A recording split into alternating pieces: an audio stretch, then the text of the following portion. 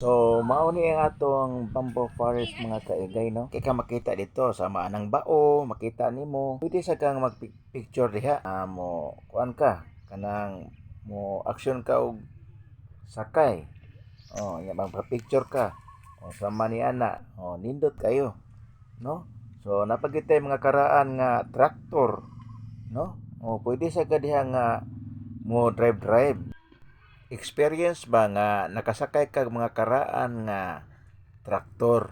Di ba? Nindot kayo. Nya mo ni sakay ka, nya picture pod.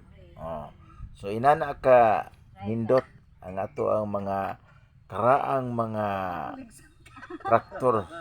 Nya imo ging suwayan og liso-liso. Ug nindot pag siya dili ba siya gahi lisuon ana.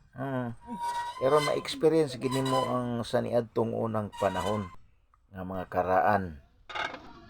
Makita sa nimo ang mga palibot sa manini, kakita kag mga rabbit nga binuhat og simento. So imo sa makita ni dinhi ni ani siya sa sud sa bamboo forest. So mao ni ay mga sud sa manini karon no. Kanang binuhat nato nga kawayan, pwede sa kang mag pauraray dito. Samtang naghuwat ka, mag-text ka, o pwede ra kayo. Di ba?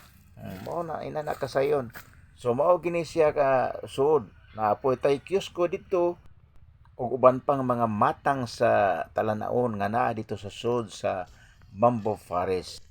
Unya aduna sad tay dako kayong kawa o mao ni siya ang mga lutuan sa natong unang panahon sa tubo ug magbuhat agad kanang kamay o arnibal ari na to pagabuhaton, di ba? Ug kinsa to'y gustong mo tan-aw, hala ay napaglangay, visit na.